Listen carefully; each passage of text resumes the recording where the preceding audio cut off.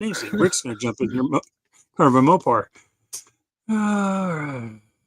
Yeah, I'm making sure Charger everything's Mopar. Yeah, that's All cool. We'll have right. to get everything, make sure everything's Oh, set up, mics on, lights on, cameras on, action.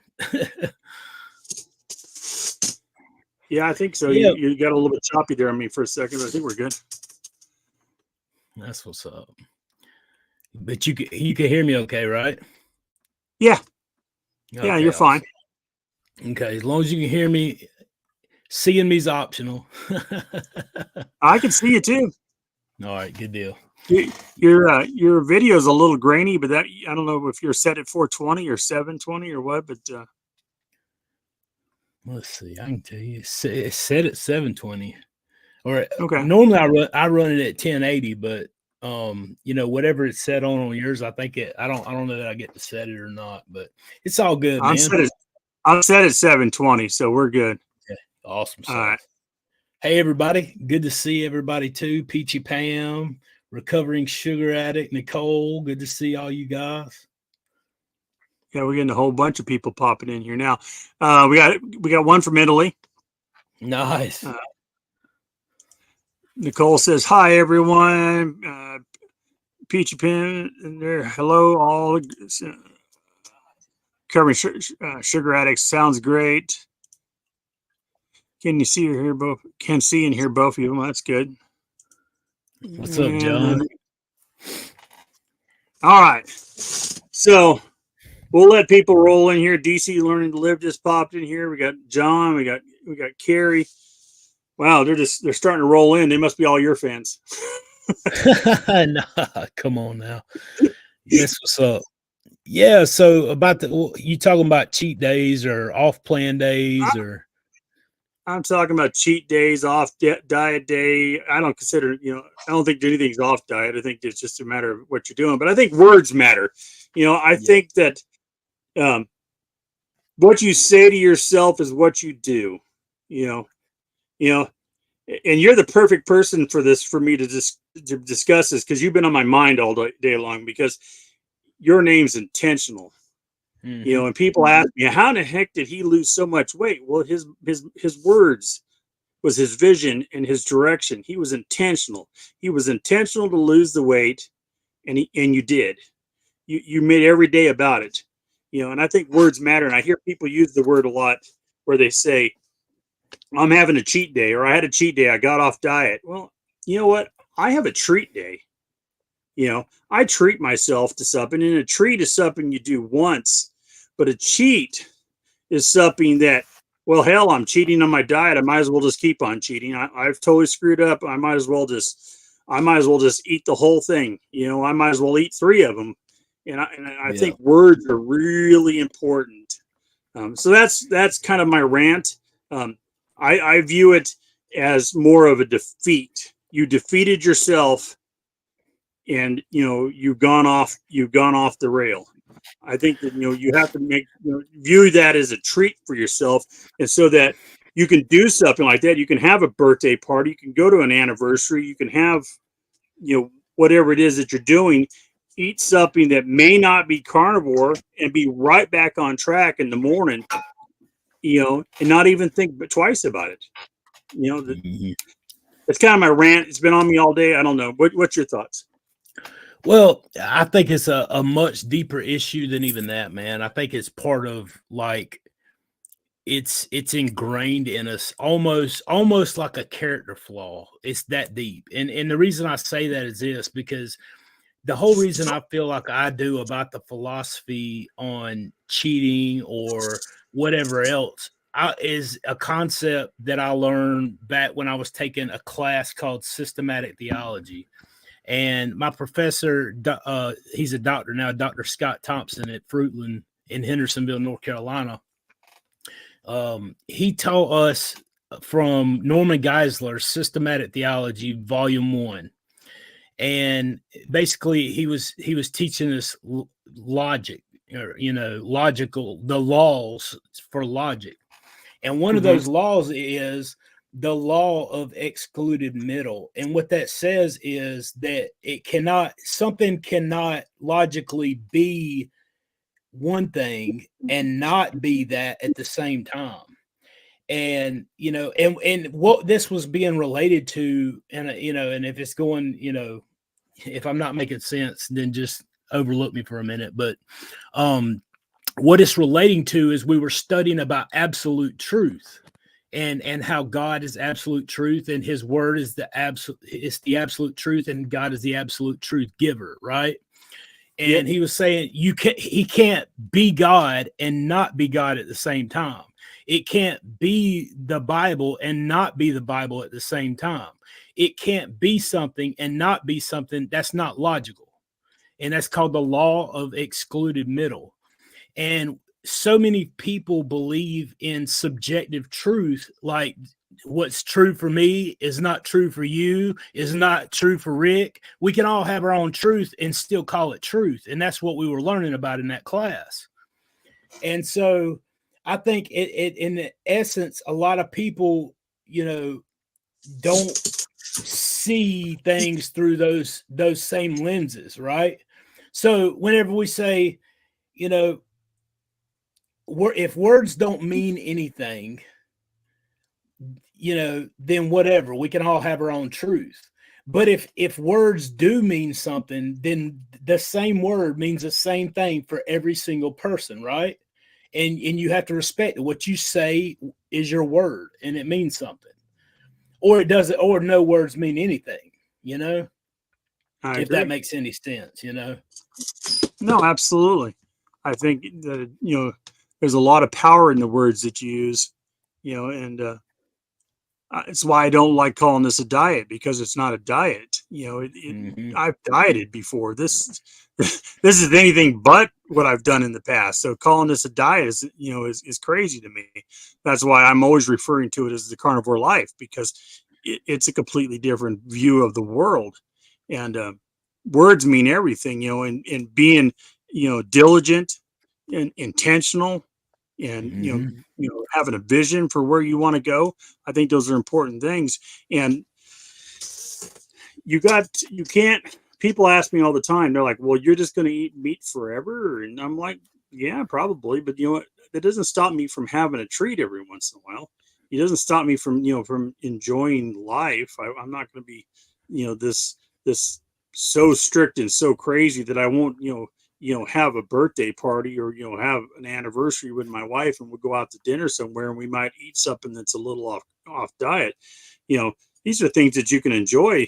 But you can get yourself defeated if you go with the mindset, well, I did this and now I might as well just keep on doing it, versus, this was a treat. This was a one-time thing. I'm going to be back on the diet. That's how I view it. Rick, what's your thoughts down there? I don't know. Treat. When I think of a treat, I think of a big, fat, juicy T-bone steak. I don't think of anything else as a treat. In fact, I was just looking at some bananas I've been giving to my friends, and this is not a treat. This is survival food. Yeah, I don't even look like very good survival food. So, well, that's the thing. Bananas are not. It's. I tell everybody, look, if you pick them up, great. If you don't pick them up, they're going to the ducks. That's normally where they'll go to, because I can only eat one or two, and I don't even want to eat any more of it. And all that other duck food, I don't know why people like it so much. Rick, I don't know. Is it me or is Rick's audio just a little on the loud side? Let me turn it down. There you go. I mean, is that any better? I have to turn it way loud. Okay. Yeah. I'm using very primitive equipment. Yeah. Okay. Yeah. You were overdriving. That's much better. Okay. Okay. That's good. Well, I mean, and honestly, the way that I've looked at the whole treat cheat thing is there's a lot of people who eat off plan just because you like, for example, and what comes to mind to me is just something that we dealt with last night on the live show. My buddy Kip. I love Kip. Kip's, I love him. I want to see him do good. And Kip is doing amazing.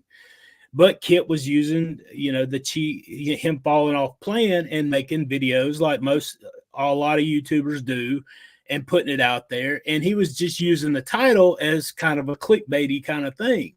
Well, people, me and Larry had talked about that whenever I started my channel. Like, obviously there's ways that you go about, you put stuff on YouTube for everybody, whatever.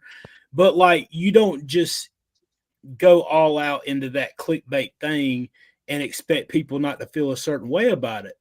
And so whether he was really cheating or not, he was saying he was. And for me, it's like this. I love Kip. He's doing great. And he's doing things as he sees fit. At the same time, in real life, when somebody goes off plan, I don't think we should glorify that. I don't think it's something that, like me personally, I have eaten off the carnivore stuff that's technically not carnivore. I have coffee, and coffee is not carnivore. I have it on my carnivore journey, but it's not carnivore.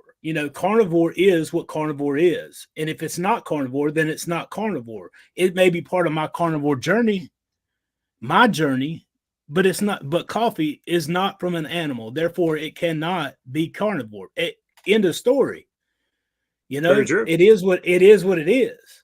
And I still got where I was trying to go drinking coffee. I didn't for 5 months and then added it back in. But it is what it is, So you may like artificial sweetener, and that's a choice that only you can make for your journey. Is it right? Is it wrong? You have to make that decision for you. Absolutely. However, no matter what decision any of us make, artificial sweetener didn't come from an animal, and therefore it cannot be carnivore. It can be part of your journey, So, I mean, it is. I think it's all about how we like you opened up with. It's how we use our words. It's how we describe it. It's not that you're a bad person because you have your artificial sweetener. I'm not a bad person because I have my coffee, whatever. And there may be some lining up out there to take my carnivore card, and okay, it is surrender my card. They're going to have to take mine too because I drink my coffee every morning too. But here's the thing though, and I was making a video about this as well. Just because we can have things in the way that we eat and get where we want to go because of our goals or whatever, does that make the things right for us to have? That's the big thing to me. Is it, yes, it is okay for me. I can have any, if I want to go have some ice cream right now, I can go have some ice cream. I'm a 40-year-old man. I've got a wife and kids. I've got my own house. If I want to go have that stuff, I can go have that at any time. I'm not breaking any laws. I'm not doing all this thing. I still got to my goal weight, all these, reverse these health issues, whatever. But is it okay for me to have it just because I can get to my goal weight? You know what I'm saying? I can't say that it is, because is it healthy? Is it food? It's, I guess it's how you look at it, Well, I agree. And I think that's exactly, the thing that, that gets me going is exactly, you got to be able to look at it from an adult standpoint and say, hey, I'm going to do this. Is it the most healthiest thing in the world for me to do? Maybe, maybe not, but you can't let it tear you down and take you completely off track. You got to keep your focus on your goals, and that's where I'm at on it is as long as you're keeping focus on your goal, then going a little off track, for something isn't the end of the world. Now, if you go completely off the rails and you go out and binge on 5, Whoppers and whatnot, then obviously you got some other issues. But that was my point of this live is just, there's treats, there's cheats, and then there's just total defeats, and that's what you got to weigh this against when you're doing this diet, because not one single person is going to be 100% doing any of this. Anybody that tells you they are is full of it. There's always going to be little things that come up that you're going to be like, well, I can balance this out. Rick, you got anything you want to throw in down there? Well, my experience is totally different than everybody. I've done it for so long that I don't even think of that other stuff as desirable at all. I mean, people talk about pizza and they talk about ice cream and they talk about cake and all this other stuff. And all I think of is like duck food. I think about, oh, somebody picked Hmm. food out of the trash can and that's what they're eating. And then I'm looking around for the steak or, even chicken. I mean, anything. The meat is what I crave. If I do eat something other than meat, it's usually because I don't have enough meat available, and Yeah. maybe I'll eat some fruit from the yard, but it's just not really a treat. And of course, my definition of carnivore is a little different than some people. I've always believed that if you eat 70% meat or more, that you're carnivore. Now, the rest of Hmm. what I eat is usually eggs and cheese and yogurt and stuff like that. And I do eat fruit occasionally, although I can't remember the last time I had one. Like I said, I was looking at these bananas today and I thought about eating one, and it just makes me feel kind of lousy. You know how it is when you're a kid and your parents are trying to force you to eat vegetables, and you go, oh, nasty cooked carrots and disgusting broccoli and that horrible. What is that stuff that smells like poop? Brussels sprouts, those little nasty little bud things. They're disgusting, Horrible. horrible. Oh, what a smell! It's sickening. And you think about it, it's like I got to eat this nasty stuff, and then all I think about is, well, I'd rather have a nice piece of steak or some Hmm. fish or something. But yeah, you get to that point and it's like, what is a cheat? For me, what would a cheat be? I can't even think of it. A treat would be like a ribeye steak, which I haven't had for more than a year. So, it's all relative to the person. But if your Yeah. goal is to lose weight or you have health conditions, then you have to be a lot stricter than somebody like me. I could eat Hmm. whatever I wanted to. I just don't want to. If somebody pushed some cookies in front of me, I always push it away, or I'll say, okay, I'll take it, but I'm going to give it to the ducks. And they look at me like, you don't want that? I'm like, no, I don't want that. Would you like some? What was the other thing they were trying to give me? Tacos, okay, tacos not bad. So what do? I dump out the meat and then I set the taco shell off to the side and I'll eat the meat and the cheese. The same thing with a sandwich. Somebody will push a ham sandwich or a meatball sandwich or whatever. I'll pick it apart. I'll set aside the veggies and the bread and then I put it in a little bag. And then when I go home, I go, here, ducky, ducky, ducky, ducky, and I throw it over there and let them eat it. So yeah, it's Rick, it's different for me. did your parents start you out eating this way like from as a kid though? No, my dad was very health conscious. So red meat was like a bad thing. I mean, you could eat it occasionally. He said, well, you're young, you can get away with it. But he said that red meat's going to cause colon cancer and heart disease. So Uh, what he was more into was whole grain bread, vegetables, a lot of juices. He hmm. loved his juicers. He had a Oster juicer, which I still have, a Champion juicer, Jack LaLanne juicer. He had so many juicers and he had blenders and was always mixing stuff. He had that nasty tofu. Oh, I hated. It was a really disgusting. It was like a white. It looked like something you plaster your wall with. Like putty. It's just disgusting, nasty stuff. He'd take the tofu and put soy sauce on it and try to fry it up in a pan. And then they use margarine and vegetable oil and all this stuff that I absolutely hate. I can't even stand the smell of vegetable oil cooking. You go in somebody's house and you could smell that residue, and it always made me sick. So, as a kid, it was veggie, veggie, veggie, healthy food, oatmeal, granola bars, all this nasty stuff. And then Hmm. the only thing I could really eat, I mean, I didn't like it, but I could eat the bologna. If they gave me a bologna sandwich, I'd eat the bologna and duck the rest. I did like peanut butter. That was the one thing I did like. But the problem is that the peanut butter they had in the store, I hated. They had that Jif and what's that other crap, Skippy and all that nasty. It looks like something. It looks like diarrhea in a bottle. It's disgusting. It's all slimy.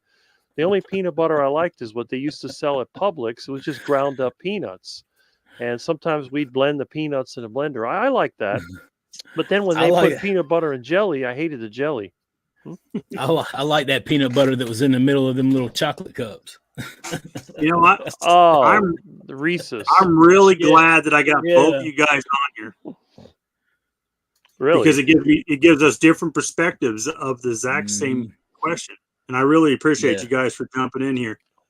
Um, I like this one. My only cheat is a bigger ribeye. It works for me. Uh, I could go for that. I've had a couple times now. My birthday, I had some dessert, because it was my birthday, and then the wife and me went out for dinner last weekend for um, my anniversary, and we ordered something that at first I thought was going to be okay. It was supposed to be sashimi with some fish, but then it was just covered in the sauce. It was completely way off the reservation, but it was good. We ate it. Did I die? No. Am I going to go eat it again? No. But that's part of being an adult. You got to make decisions. Let's see here. Go ahead. You should see when somebody invites me to a backyard barbecue, I always embarrass everybody because if they use steak sauce or anything else, I look for the garden hose. So when they're cooking the steak, oh, would you like a steak? Sure. And I take a bite. It's like, what is this? Oh, it's steak sauce. Ah, I'll spit it out. I'll go over to the garden hose and wash off the steak and scrub it. They're looking at me like, what? And I throw it back on the grill to heat it up again. And there we go. Why'd you do that? So you put steak sauce on my steak. Don't ever put seasoning or steak sauce on my steak. And they look at me like, this guy's nuts.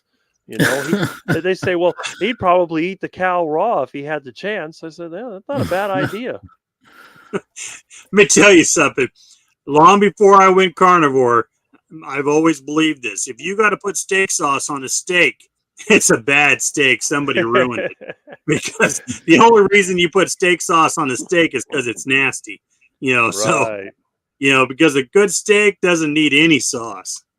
That's right. A good steak stands out all by itself. And, when I smell that steak cooking, you start getting that feeling like you're anticipating something delicious.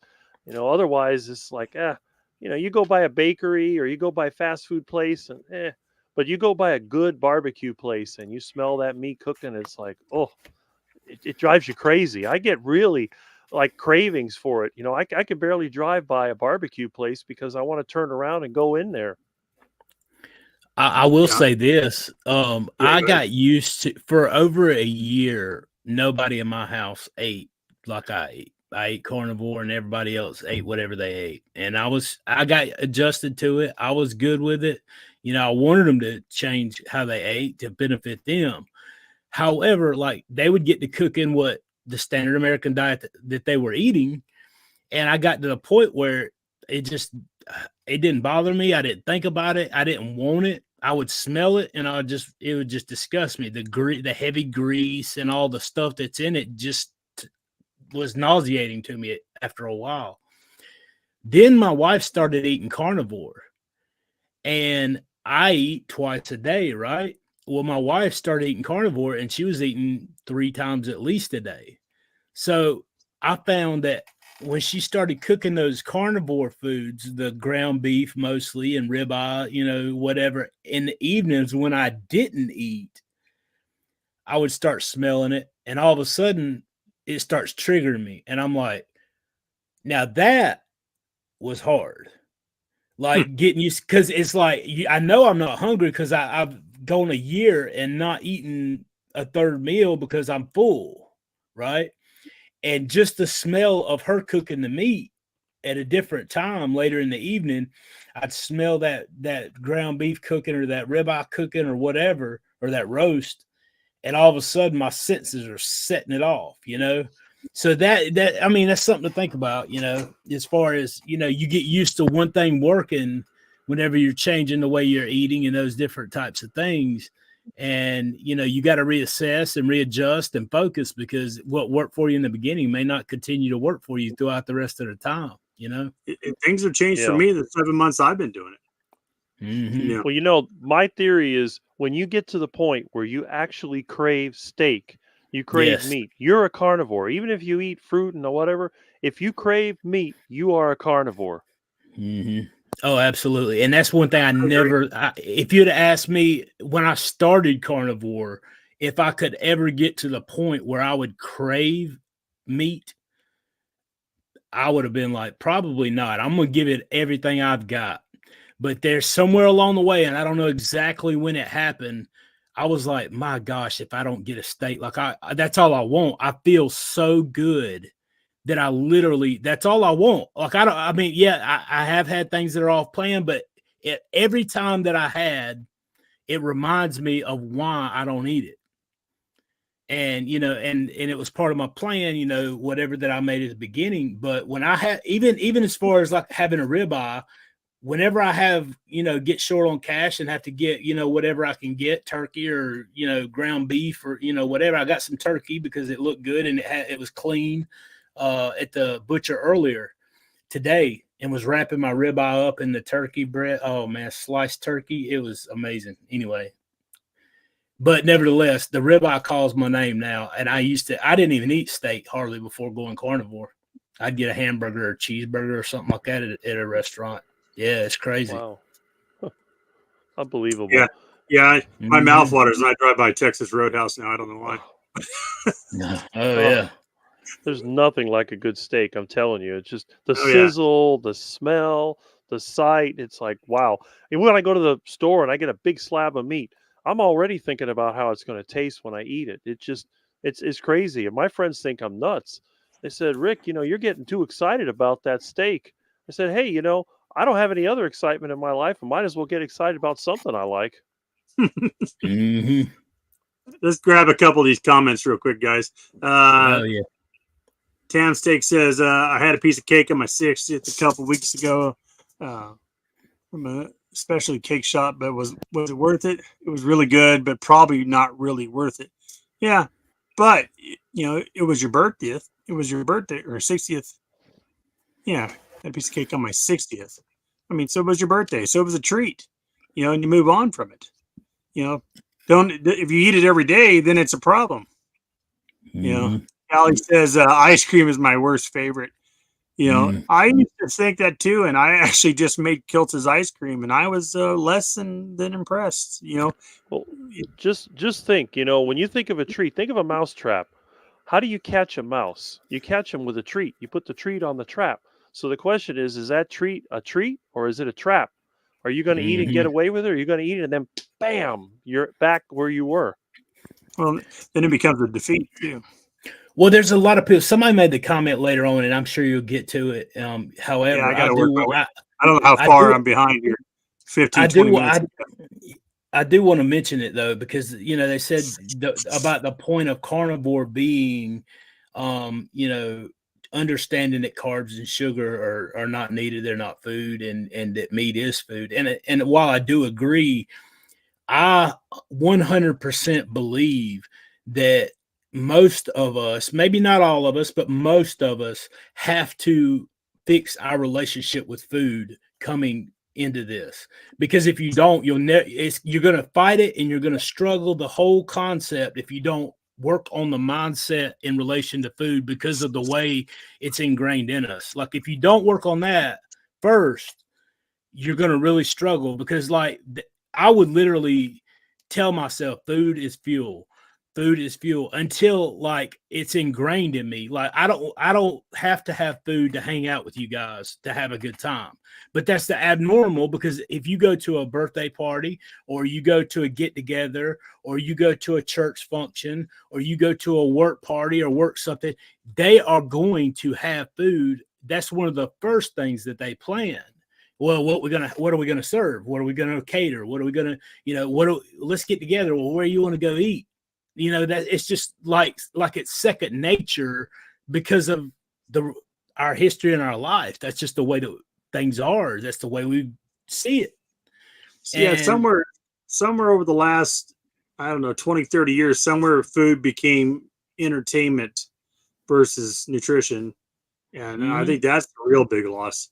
You know, and I was there. I used to classify myself as a foodie. I love going to different restaurants and trying different foods, and, you know, different from different countries and all that. And so it became this entertainment. And if you meet up with somebody, let's go out to dinner. Where are we going to go eat? You know, what are we going to go eat? You know, are we going to have the sushi? We're going to have the Indian food. Are we going to have, you know, whatever it is? So, you know, it becomes this social entertainment versus just, you know, nutrition for your body.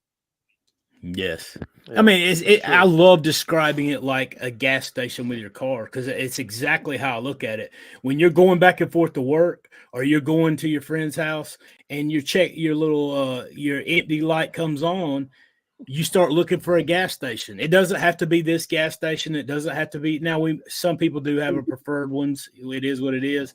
But at the end of the day, if that light gets down and your gauge is at zero, any of those gas stations will work because you're going to put the correct fuel into the vehicle that runs it, back and forth and gets you home from work in the evenings or gets you to work in the morning. It doesn't matter what gas station it is, right?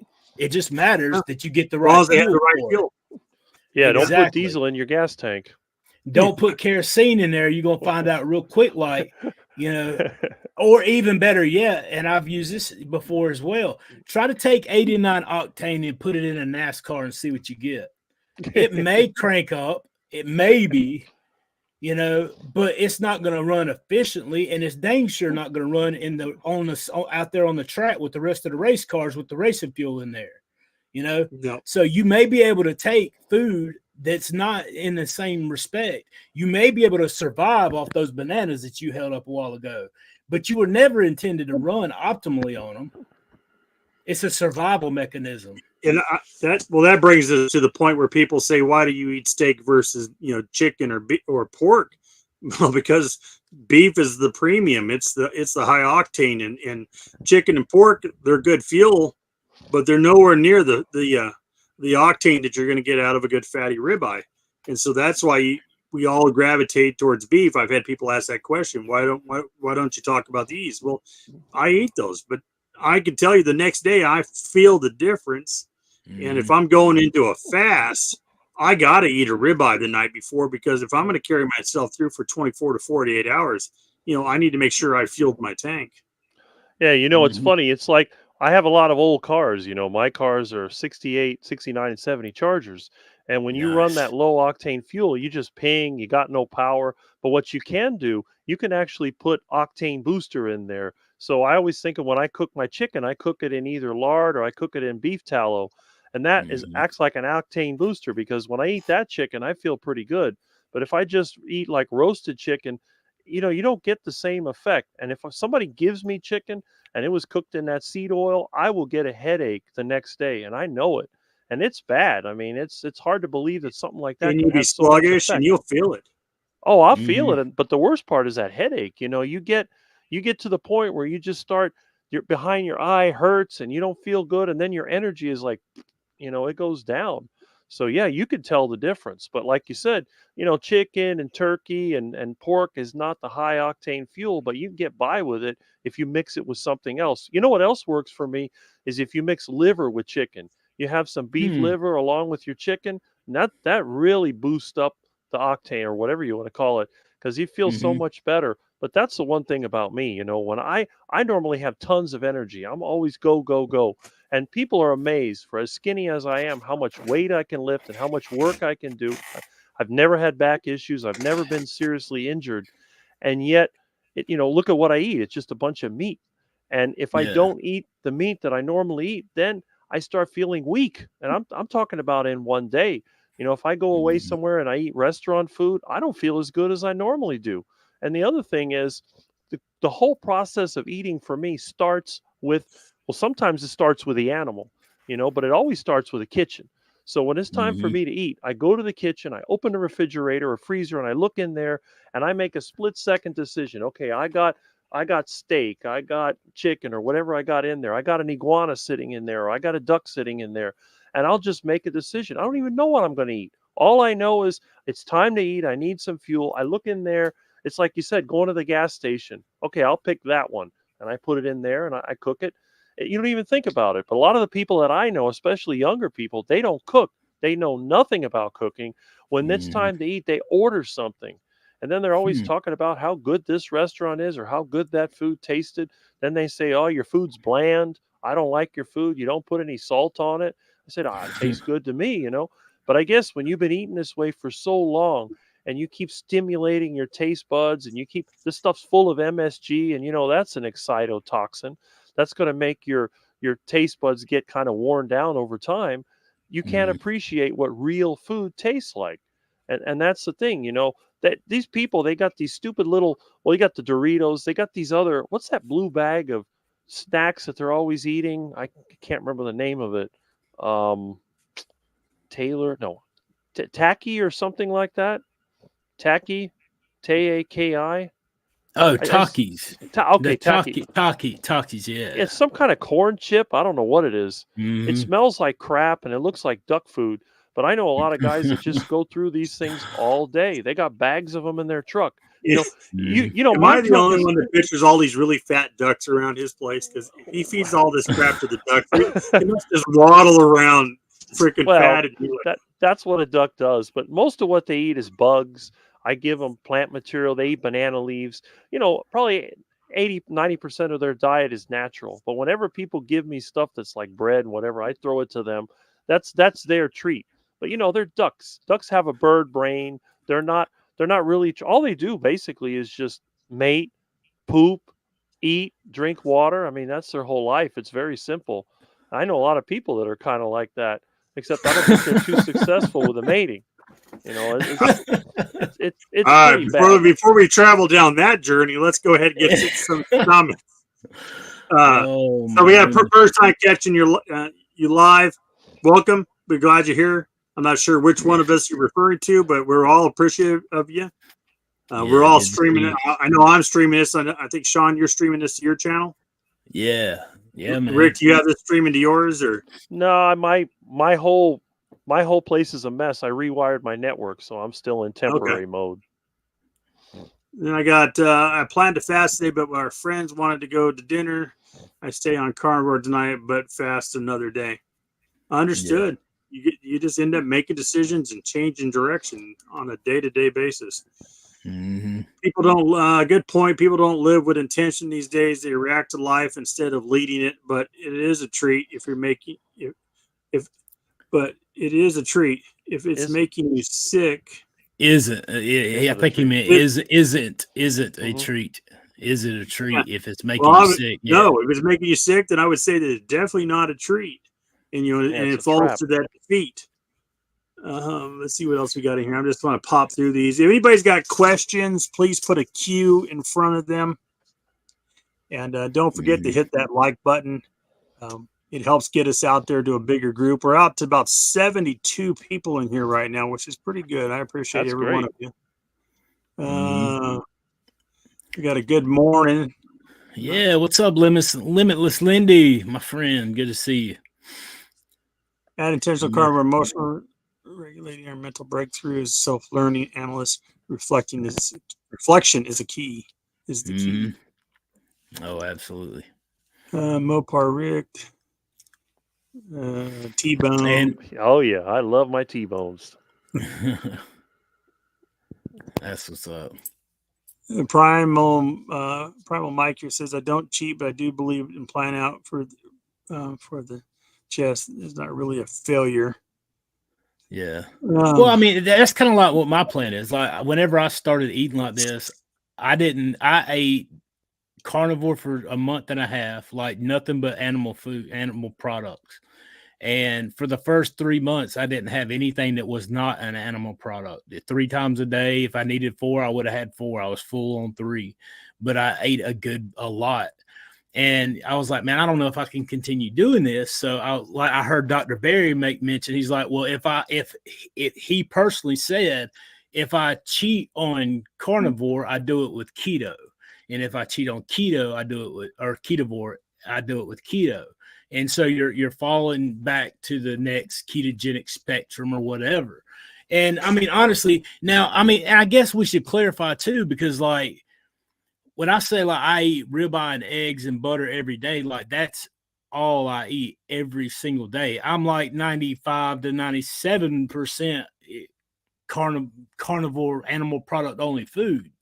And so, like, I mean, the only thing I have, obviously, as I mentioned earlier, is the coffee. So the only thing that I have had that was not a carnivore food since I started this April the 17th of 2022 was the Texas fajitas that I had written in. Like when I ate off plan, that was it.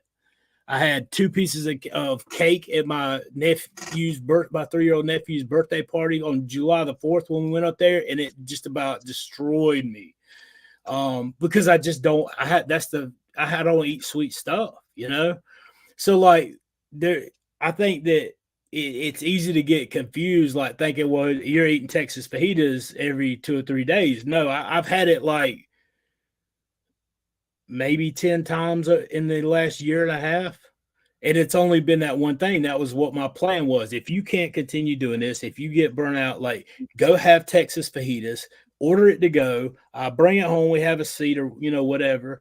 I finish my meal. It usually it would stall me out for a day or two or slow me down a little bit. And I would not feel great. And I would remember why I'm eating the way I'm eating and go back to my plan. That was part of my plan. Because I always loved part of your vision. Texas. Yeah, that was part of your overall vision.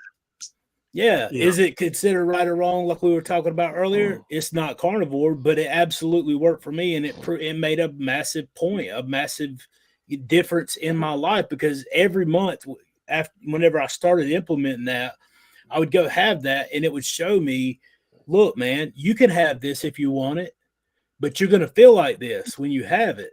And it was just more motivation for me not to do it. So, it's not a derogatory thing. And it's not like a judgmental, like, hey, look at me, I'm doing this and I'm eating this, because I don't think I'm better than anybody, by any means. I just feel like that, just be honest with yourself. Cause that's what I did. That's what it's all about, right? Just being honest with yourself and picking where you can live, what you can live with. And if you're not seeing results, you got to have your plan. You got to have your plan. This is what I'm doing. This is my goals. This is where I want to get to. And, every step I make is going to affect my ability to achieve that plan. And so I ate off menu. That's going to slow me down. It's just something I either have to accept or not. If I don't accept it, I won't eat it. If I do accept it, I know what the consequences of that is going to be. But as long as you stay on your vision. Oh, we lost Rick. Go? Oh no, he completely fell off. Maybe he'll come back in here in a minute. He was messing with it. Oh, there he is. All right. So, anyways, I agree. Let me get through some of these comments real quick, just so I can catch up, because I'm at 5:49 and it's 6:20, so I'm like a half an hour behind on all this. It makes sense to me. I'm gonna pop through these fast. If you got something you want out there, make sure you put a Q in front of it. Somebody says, I treat Brussels sprouts after a month of carnivore. I felt awful the next day. I felt awful just smelling. My mom loves Brussels sprouts. I'm looking for questions, Sean. If you find anything, point it out to me. I did see one. I know. Let's see. If I'm scrolling up from the bottom, Mookie Joe has one. Yeah. And then that Minderella asked how they can find you guys, because I'm streaming and I didn't have time to put the description in for you guys' link. I will go back and put those links in if you will check back in the description later, or you can go to Carnivore Backwoods, or Rick. What is it? Is yours Charger Mopar? Charger Mopar, yeah. Charger Mopar on YouTube. Charger Mopar. Yeah, mine's really easy. It's Carnivore Backwoods, and that is me. I live out here in the East Tennessee foothills of the Great Smoky Mountains. I got about 15 acres of woods, and I'm definitely out here in the backwoods, living off grid, loving life. But he will answer if you call him Backwoods Carnivore enough. Yeah, you can call me anything but late for dinner. But there you go. All right. So many comments. Sorry. That's a good thing. Yeah, no, I appreciate everybody jumping in. Absolutely. Yeah, I do too. I always enjoy hanging out and communicating, chatting back and forth. Say hey to Chad. It's good to see him, Minimalist, in here. And if I could give thumbs up, I give this one a double thumbs up right here. Steak sauce is when you overcook the steak. Yeah, it's when you turn it into shoe leather. Ugh. All right, here's a question. How do you tell a restaurant not to use seed oil to cook your steak? Okay, if something causes you an adverse reaction, that is something that you can legitimately say, I have a reaction to seed oil, because it causes inflammation. It causes all kinds of reactions in your body. And so you say, please cook my steak or cook whatever that you're asking, and please don't let it come in contact with any type of vegetable oils. Don't tell them seed oils, because they're going to look at you like, what is seed oil? You got to tell them vegetable oils. That's just the common terminology for the machine oil that they use for food. Yeah. So yeah, that's what I do. I've gone into Waffle House and ordered eggs and bacon and told them, please don't cook my eggs in the vegetable oil. I have an adverse reaction to it. That's all you got to tell them. Mm-hmm. And they'll cook it. And I got them to cook it on the grill right after cooking the bacon. So they cook the bacon, and they're like, well, because I've had them at, well, how do I do that? If I don't have an oil, it's going to stick. I said, well, look, cook my bacon, take the bacon off the grill, throw your eggs right on top of the oil from the bacon, cook it up, flip it over, throw it on my plate. I'll be happy, and you got no problems. So it's a mindset of going in there, because people go into restaurants every day and they tell them I'm gluten free, and they cook stuff specifically so people don't get gluten.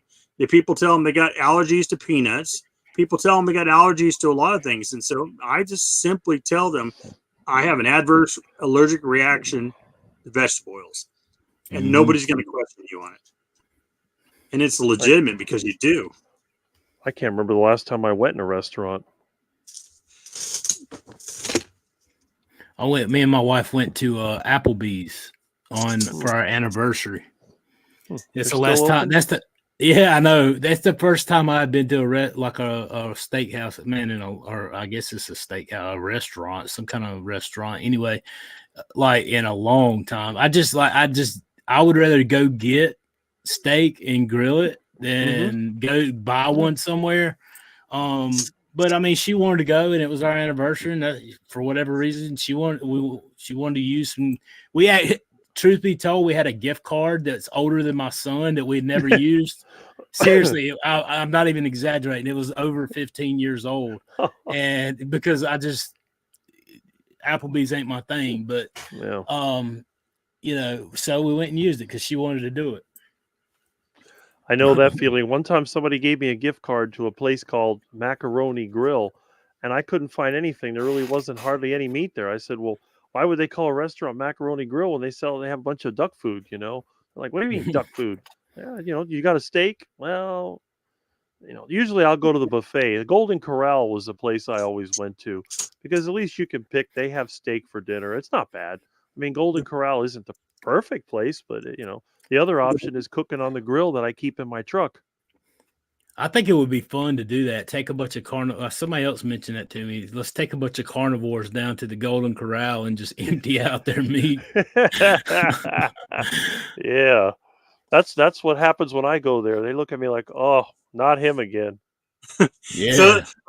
There is a major change in our food in restaurants over the last 10, 15, 20 years. See, they used to have cooks in the restaurant that actually cooked your food. And so when you ordered macaroni, or you ordered, noodles, or you ordered something, there was somebody actually back there making that and cooking it. Now, all this stuff is processed, highly processed. It all comes in frozen on a truck. They hold it back there in the freezer. They warm this stuff up. It's nothing more than a glorified TV dinner. And they send it out the window to you on a plate, and they want you to believe that they're cooking something for you, but in the realities they're not. So that's where you really get into some of the crap. Even though they're not cooking it in seed oil, and you've asked them not to cook it in seed oil, that doesn't mean it didn't come in with seed oil already in it, because it was pre-made before it got there. So you have to watch what you're ordering. If you're ordering steak or burger or something that requires them to physically cook it right there, you're pretty good. But if it's something that's something that can be pre-made and brought in by truck, because that's what U.S. Food does. They bring in all this stuff in, and they literally serve it out the window as food, but it's actually just a TV dinner. You're probably getting all kinds of stuff that way. So you got to be really careful what you order. I mean, it is legit though. I mean, it's a great point that needs to be made. It does take a lot of planning because there's so many people who do have to travel. There's so many people who can't work from home or they're on the road. They don't have it. It's going to take extra steps for them to do the same life that for some of us, we work from home. If I would get hungry, I go into the kitchen, I work from home or, whatever. I work close to home. I can always run home, whatever. Some people don't, they travel and it takes extra steps. It takes extra planning, extra thought process. And admittedly, it's going to be a little harder for you to do. However, it is a good point. So, I mean, and there's things that, that, it needs to be thought out. It needs to be talked about. It needs to be prepared for. And they definitely need to be able to do that. But thanks, RV there yet. I appreciate that. My wife, somebody else down in the bottom also asked about her testimonial. Me and her actually did a live show together where we talked mostly about my testimonial and she gave some of hers. But she's welcome to come on anytime she wants. She may be in there watching right now, moderating or whatever for me. But if not, she knows she can come on here. What's mine is hers and hers is mine. So anytime she takes a notion to jump on, she can. And I'll try to schedule something like that too here pretty soon and get her back on to talk with, give an update because she's had some pretty crazy results. And she wasn't even trying to lose weight. She's lost like 20 pounds. She feels very good and more stabilized energy and stuff like that. So I'll definitely get her on sometime here pretty soon. Hey, Connie, my neighbor, you do not have to be 100% carnivore to be on a health journey. Just eat clean and carnivore. Yeah, I mean, that's true. There's a lot of people who eat keto and ketovore. My mom, I tried to get her to eat keto whenever she was eating the standard American diet because I know that it would start the healing process with her thyroid. Everybody has to pick where they got to be. That's 100% fact. That's true. And some people can get what they want to get. My good friend James and Emily, they eat keto, ready, set keto. I love them with all, they're the sweetest. I love them. I really do. And they've gotten exactly where they wanted to get doing keto. So, I mean, everybody's body's at a different level. It can take, a different amount. I don't know what my, your amount is. It's definitely going to be different from what my amount is.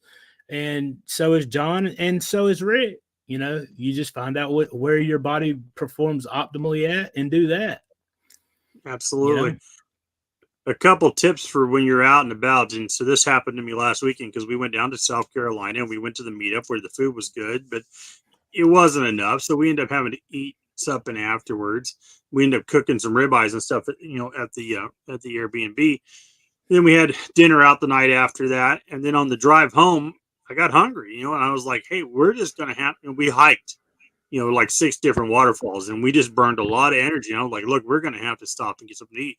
So my tip is to find some place that's local, because local places cook food. If it's a chain restaurant, if it's Applebee's, if it's, any place like that, it's a chain restaurant, they don't cook food there.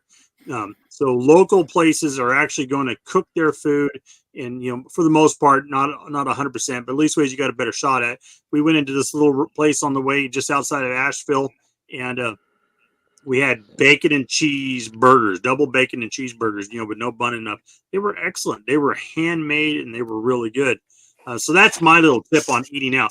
And I try to make sure we take something out of the freezer in the morning so that it's ready to cook in the evening. And if it's if I have a steak sitting here ready, you're ready to cook, I will bypass every restaurant for 100 miles, come home and cook my steak. That's right. But if I know my steak is still frozen, until I got the air fryer, because now I can use the air fryer to move things along. But if I know my steak's still frozen, I'm looking at places like, I got to find some place to eat, because I'm not going home and spending an hour trying to get my steak. How about cooking on the engine? Yeah. You don't do that? Rick, you're so rugged for me. I don't know. I'm backwoods, but you're just rugged. I don't know. I always cooked on the engine. It works in the truck, works in the Bobcat, works in the Charger, and I got a Mhm. tailgate grill, so you can't go wrong with that. There you Yeah, go. yeah, and you got to do what you got to do. And I wouldn't say that I wouldn't do that, but that's not my preferred plan. A lot of Yeah. times when I'm working, if I'm working outside or I'm cleaning out a house or something, I'll start the grill when I'm still working and I can Yeah. smell the food cooking. So that's why I never eat out. I always have a cooler with meat in it. And then that Mhm. way, at least there's always food there. If I need it, I can just fire up the grill and go. I'll keep some That's charcoal or propane and that's it. that's not a bad plan if you're working on the road like that. That's a good idea. Mhm. It's a I lot mean, you better than do. going and get diarrhea from one of these restaurants. Right. Well, I mean, you're prepared. You got a plan, man. I mean, that's what it's all about. Everybody's plan is going to be a little bit different. The main thing is that you have one. I've traveled with other people, following them around. Oh, we got to go eat. And I say, yeah, where's the grocery store? They're like, grocery store? I'm like, yeah, that's where I'm going to Mhm. get my food from. Why would I go to a restaurant when I could just go to the grocery store, buy the meat that I want, cook it up right there? Yeah, I hate restaurants. I really hate. You know what I hate the most is when you got to have a stupid menu. You got to go in there, you got to sit down, then you got to open up this stupid menu and look through it, and you don't know what you're going to get. There's just a list of stuff. It may say steak on it. By the time you get it, it's some little itty bitty little thing that looks like something you found on the side of the road, and it's usually cooked the way you don't want it. And then it comes with a Mhm. bunch of duck food. So I'm thinking I'm ordering a steak. I'm not ordering duck food. And they got a big old potato and fries and salad and all the rabbit food. I'm like, just give me the steak. Why does it have to be so complicated? Mhm. There you go, Callie. I like salmon and I haven't had any in a long time, but my favorite thing, if I could get me some a ribeye and get me some shrimp, like some fresh shrimp, Oh, I and love shrimp. maybe take me a little bit of eggs and cook me some eggs and over easy and put it on top of that shrimp and Oh and yeah. ribeye Get some and let pork it just rinds. yeah. Yeah, I mean, I like. I don't know, man. I haven't tried the port rinds with it, but I'm not as scared to try. Hmm. Yeah, you dip the shrimp in eggs and then you just bathe it in the pork rinds. Just break up your pork Oh rinds in yeah. pieces, make them like a breading. Get some tallow or lard and fry your shrimp. It's really good. I used to eat so much seafood. I love fried shrimp. And for my Hmm. mom, I'd make her coconut shrimp. I'd go in my yard and get some coconuts and shred it up, put it on the shrimp. Boy, she loved that shrimp. Oh Hmm. yeah. Yeah, Uh, I've done the pork skin crumbles and done chicken where it made it look like a chicken strip, and those were actually were actually really good. They're the And best. a thing my wife started doing here that I really like is she just takes a little bit of lard in the pan and then she scrambles eggs in it, and so the Hmm. eggs are actually full of the lard, so you're getting that extra fat. It's really mhm. really good. The lard brings a whole new Oh yeah, dimension to the eggs. absolutely. I like butter with my eggs, but hey, everybody's different. Is Yeah, this the you question we probably. answered earlier? Yeah, that's the one I was talking about earlier. I think you're behind. We'll I'm see. way behind, but I'm rolling. Yeah, there you go. Rick, do you think you're in ketosis most of the time? That's a good question. I wouldn't even know how to measure it, but considering that I go for such long periods of time eating just meat and I don't eat any plant material, I'm not eating any carbohydrates, I must be in ketosis. But I never really Mhm. noticed a difference. Well, I mean, you don't really have, if you're not putting carbs and sugar and artificial sweeteners and stuff like that in your food, seed oils or whatnot. I mean, what choice does your body really have? Exactly. And I mean, it's funny. I never even thought about it until recently. I didn't even know what ketosis was until a couple of years ago. mhm. I really enjoyed learning from Dr. Avadi on that issue about how the heart and the brain will function a lot better off of ketones than running off of the glucose and stuff. I mean, glucose, carbs and sugar and stuff. It gets stimulated off that a lot more, but it runs more efficiently off ketones. That was pretty interesting. Yeah, when we talked the only place I've eaten has a Brazilian steakhouse. Oh, Yeah. those are good. Those Oh my Brazilian goodness. steakhouses. Oh, I went there like 10, 15 years ago. They keep bringing you meat. You put a little thing on your table to let you know that they keep bringing the meat. The guy's looking at me like thinking, man, is this guy ever going to fill up? Yeah, there's one here in Knoxville called Brazeros, and oh my goodness, it is amazing. And they'll just keep bringing it to you. A little card on your table that one side's green, one side's red. You know, Right. as long as it's green, they just keep coming. You flip it over red, they'll leave you alone. Right. But, yeah, you can down a lot of protein and fat there if you Yeah. plan it right. The one they had here was called Fuego Vivo, and then they closed it. Now they got some high-end place called Texas de Brazil, and there's another one. I forget the name of it, but I can't afford any of that. But the one that was here that was cheap, I got taken there a couple times. You know, it's like a challenge. How much meat can this skinny guy eat? They're like, oh, there's no way you could eat that much. I think I put down 6 pounds of meat. They're looking at me like, can you stand up? Yeah, I feel fine. The last time I had shrimp, I ate 4 pounds of shrimp. There was 5 pounds in the box, and I had maybe a pound, maybe a little less left over. Yeah. So I mean, I'm putting some food away these days. I think once you get to the point where you're not losing weight anymore, your appetite will come back. Because I've been skinny so long, I just eat like crazy.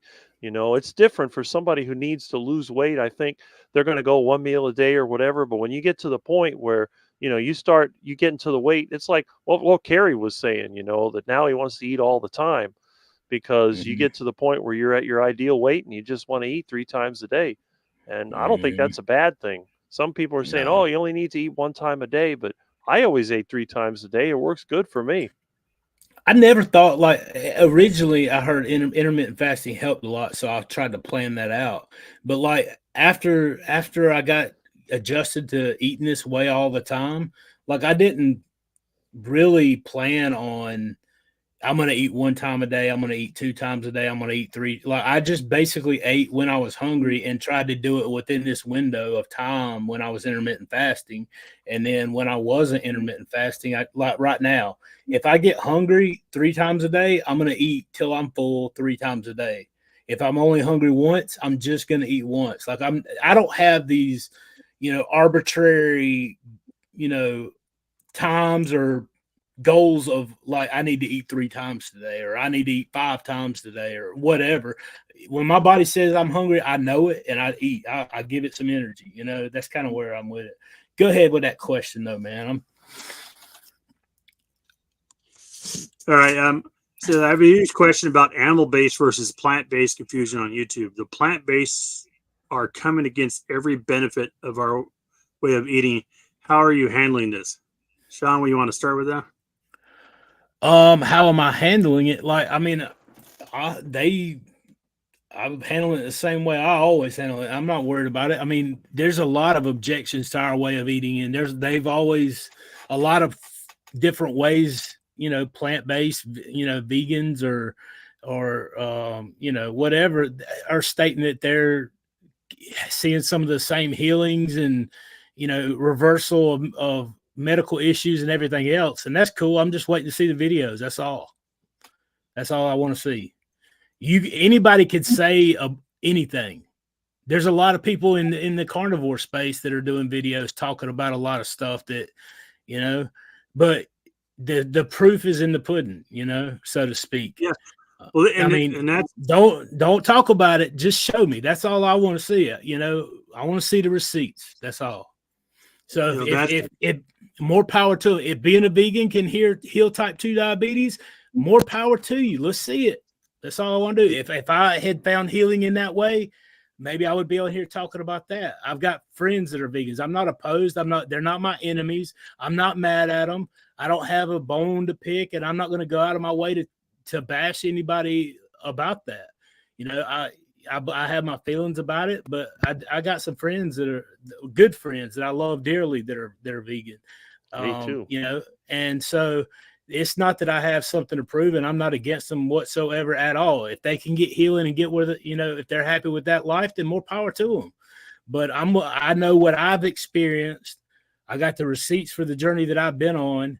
And so I'm just going to keep right on plugging along, doing what I'm doing and spreading the message of hope that I found that radically transformed my life to whoever I can. That's right. I agree completely. I get these questions. I'm not so much about videos, but just when people come up to me and they start, you know, wanting to have that conversation about, you know, well, what about this and what about that? And I'm like, look, I'm walking proof. of the diet. I no longer have diabetes. You know, my blood pressure is the best it's ever been, controlled or uncontrolled. I'm almost completely off my medication, off my blood pressure medication. I'm off all my diabetic medication. You know, I'm feeling better than I have as long as I can remember. You know, I've lost 73 pounds and I'm continuing to lose weight. I'm going to reach, you know, the weight that I was when I got married 25 years ago. That's astonishing to me. And I eat till I'm full. I don't count calories. I don't worry about how much I'm consuming. As long as I'm consuming carnivore, I know that tomorrow I'm going to wake up and I'm probably going to weigh less than I did today. And that's the great thing about it. The proof is walking in front of you. You can't argue with me anymore. You know, 6 months ago when I first started, it was an easy argument.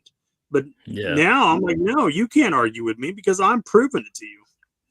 Right. Well, I mean, at the end of the day, I mean, that's exactly it. You know, I was 457 pounds and I'm 188 pounds or less. I did have type 2 diabetes, and now I don't even have pre-diabetes. I had non-alcoholic fatty liver disease. I don't have that anymore. I had high blood pressure, was on 3 different blood pressure medications, lisinopril, amlodipine, and HCTZ, and now I don't take any. I had gout, and now I don't take the allopurinol or the colchicine that I used to take for it, and I haven't had a flare-up. I used to have to sleep with a CPAP, and now I'm off my CPAP machine. I used to have depression and lay on the couch about 17 to 20 hours a day or more. And now I'm always in something, you know, whether it's on YouTube or I work a day job just like most other people you know, these days. So I mean, I have seen the difference with carnivore. I've got the blood work. I've got the, you know, I mean, it is what it is. There's plenty of people that live beside me that are following me that they could testify to the same thing. I can stand for what I stand for without standing against somebody else. You know, people can interpret that what they want. Where I have, like, my thing is this: I haven't been attacked by as many vegans as I have by other believers for talking about my faith. The first people that came out of the woodworks going after me was people coming after me about my faith, you know, because I talk about Jesus. And I said from the onset, listen, I give credit to Jesus because that's who changed my life. Out carnivore or not, that's the most important thing in my life. And it's going to continue to be until the day that I die. And I'm not going to quit talking about it, no matter the backlash that I get, to be quite honest. However, you know, he led me to and used carnivore as the tool to get me to where I needed to be. And I asked him for a way, and he led me to that.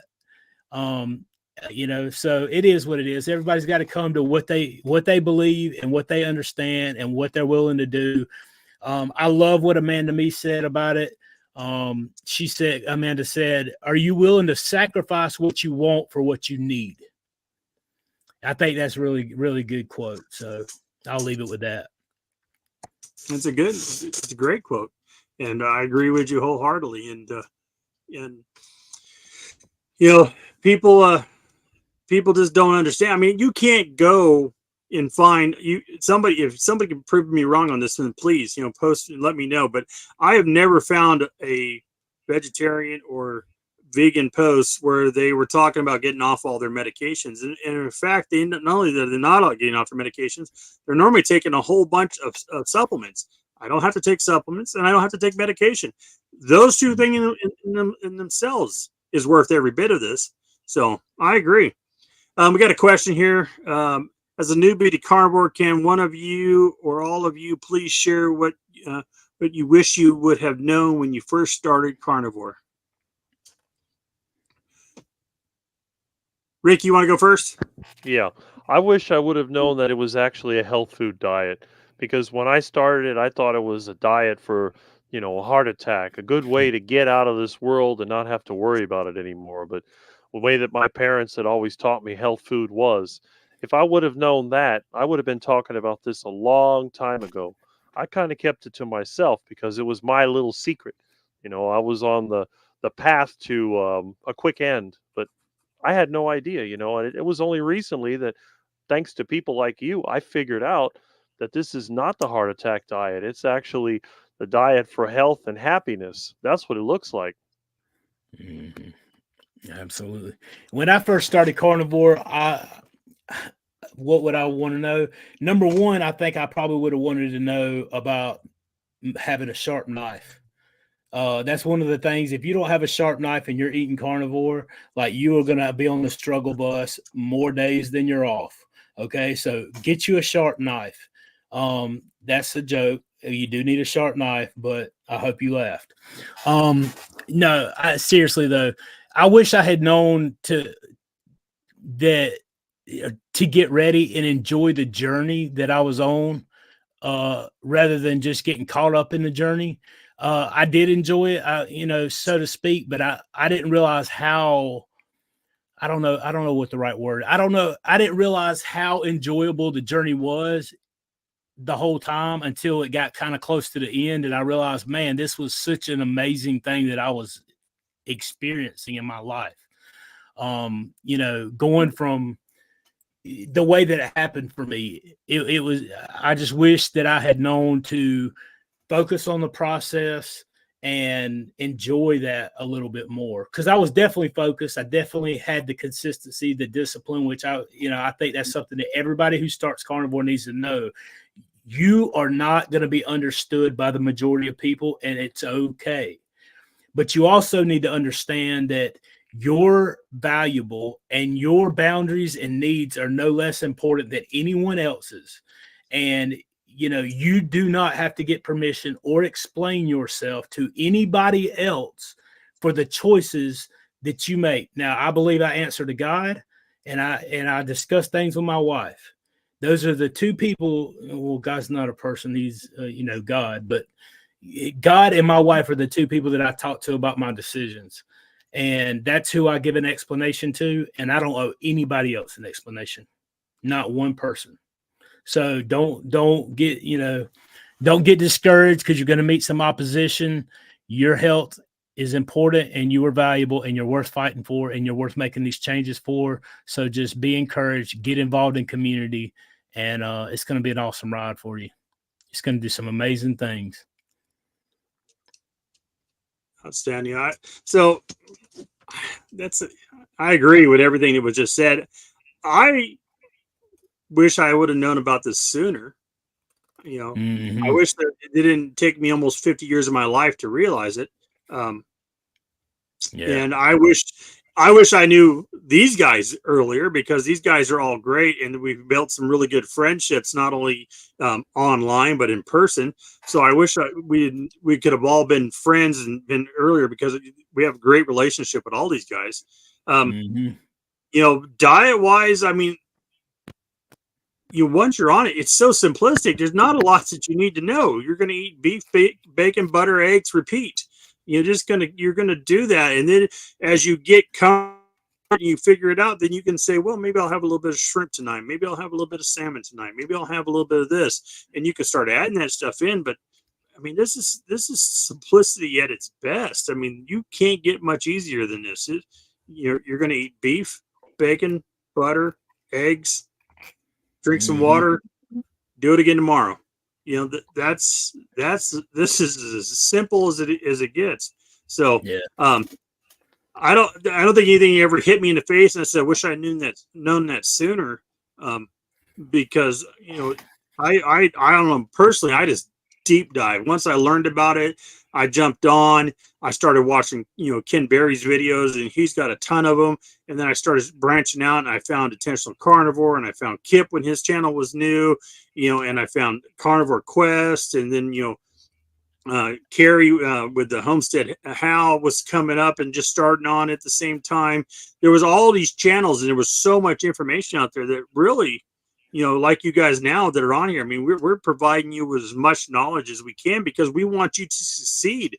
And, we don't hold anything back. You can ask us anything. You want to talk about any concept or anything under the sun about carnivore, we'll talk about it. We'll talk about it right up to, whether or not you should poop every couple of days. I mean, that's just part of the conversation.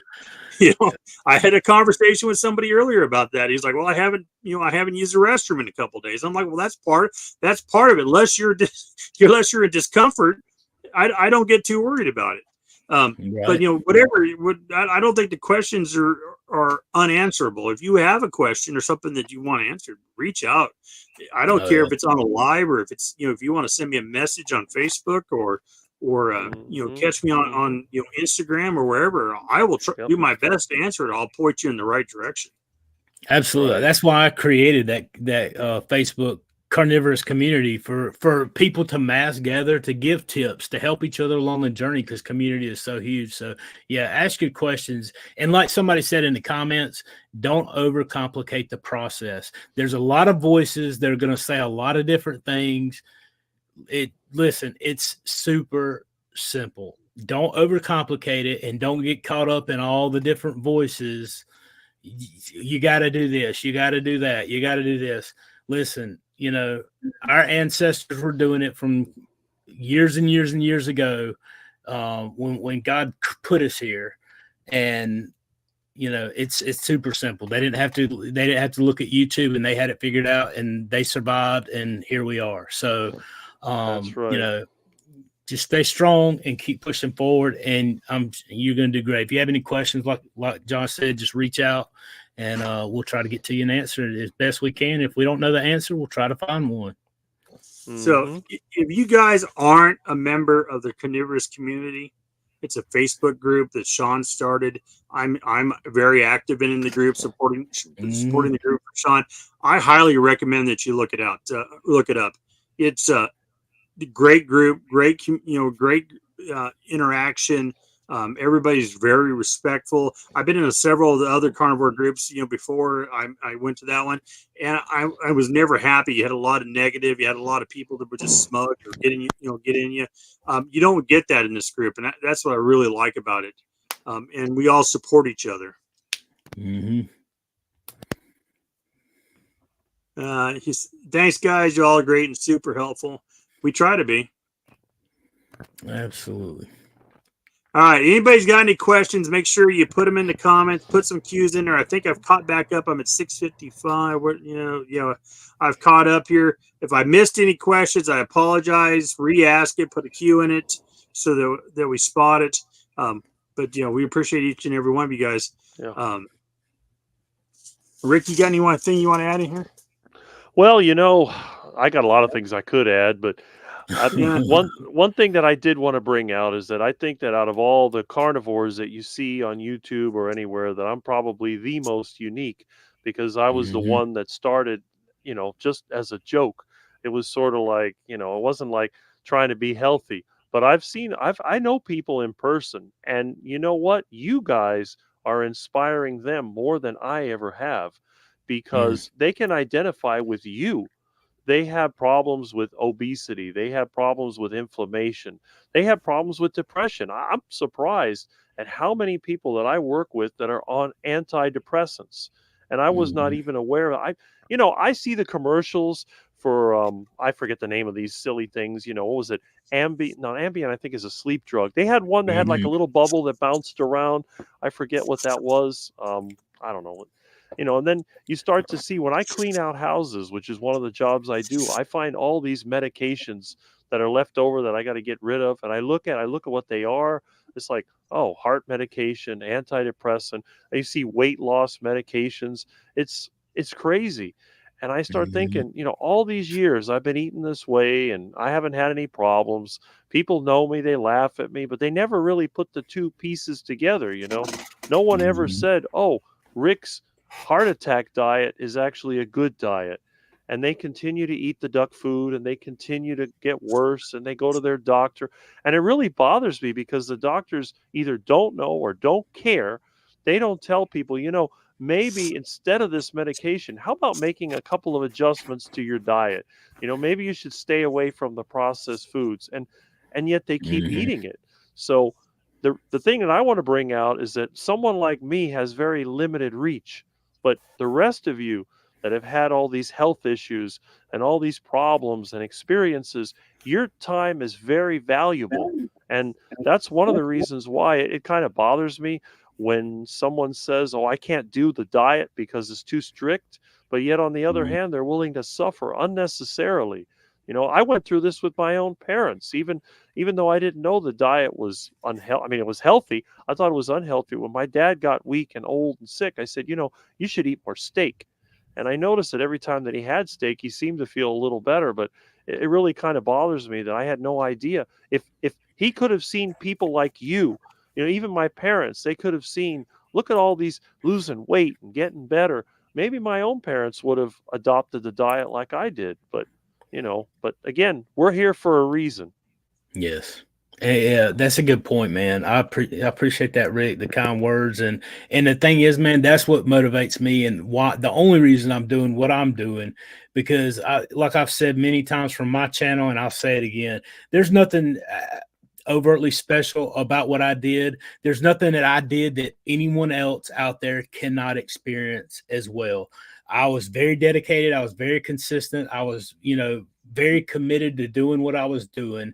I saw great results because I was consistent.